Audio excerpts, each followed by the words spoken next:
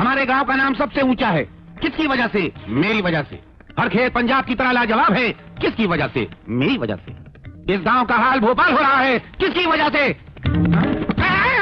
इनकी वजह से।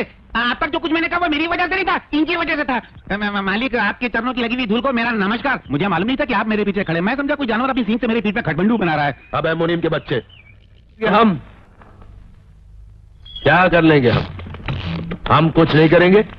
हम चुपचाप यहां से चले जाएंगे और हमारे जाने के बाद तुम्हारे चेहरे पर एक घमंड भरी जंग जीतने वाली मुस्कुराहट आ जाएगी। लेकिन थोड़ी देर बाद तुम्हारे दरवाजे के सामने एक आदमी आएगा बैलगाड़ी में बैठकर। वो तुमसे कहेगा, डॉक्टर साहब जल्दी चलिए, जल्दी चलिए, मेरी बीवी बहुत ज्यादा बीमार है। और तुम अपना सामान लेकर उसकी बैलगाड़ी में रख दोगे और तुम्हारा सफर शुरू हो जाएगा। और बैलगाड़ी गांव से बाहर निकल जाती है और थोड़ी देर में तुम सोचने लगते हो कि हे भगवान, ये बैलगाड़ी गलत रास्ते पे क्यों जा रही? तुम गाड़ी चलाने वाले से पूछोगे, लेकिन वो कोई जवाब नहीं देगा और बैलगाड़ी बिना फाटक की रेलवे लाइन पर जाकर रुक जाती है। और तुम कहते हो, हे भगवान, ये गाड़ी इस मरघट पर क्यों आ गई?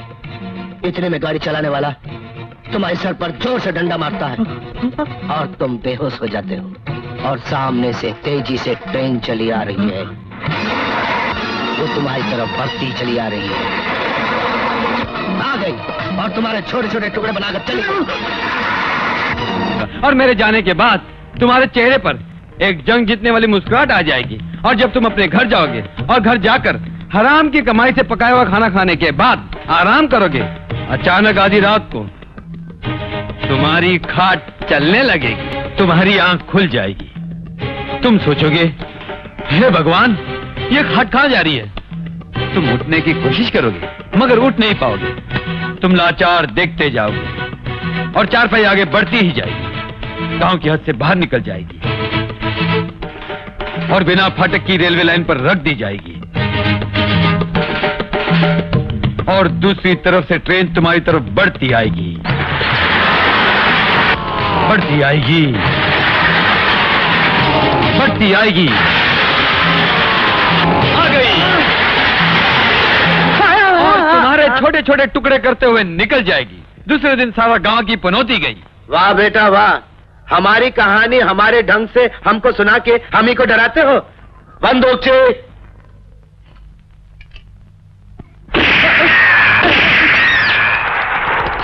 अब क्या करोगे? इसमें तो गोलियां भी नहीं है, इसे चूल्हे में फेंक दो। हमारी बंदूक हम ही से छीनकर हमारी गोलियां हवा में जाया करके हम पे रोक जमाने वाला कौन है? कहां से आया है? दिल्ली से आया हूं। दिल्ली से? हाँ, दिल्ली से। मुझे तफ्तीश के लिए भेजा गया। गवर्नमेंट को तुम्हारी बिना फाटक की रेलवे लाइन की कहानियों को पता चल गया। अब मैं दिल्ली से मिलिट्री लेकर आऊंगा और तुम्हें जेल की हवा खिलाऊंगा।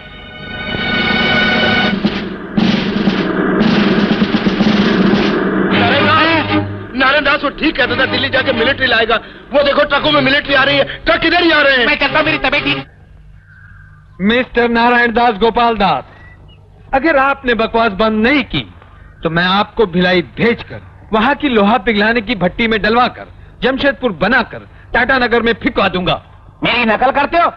मैं गोदावरी की बात करता हूँ, तुम भिलाई की बात करते हो, याद रखना। अगर तुम यहाँ थोड़ी देर भी और ठहरे तो मैं तुम्हें कश्मीर से भगाकर, जम्मू में गिराकर, दिल्ली में उठाकर, भोपाल में घुमाकर, मद्रास में नचाकर, कन्याकुमारी में ठोकर मारकर लंका के समुद्र में फेंक दूंगा। अब चाहते हो या? वो रहा फाटक। हमें सांप के बिल से फुंकारने की आवाज आ रही है। हमसे ज्यादा बदनसीब कोई नहीं होगा। अगर वो सांप हमें डस ले और चुपचाप चला जाए तो फिर जाओ और मालूम करो ये कौन सी बीन पर सर उठाएगा, इसकी पसंद क्या है, ये किससे प्यार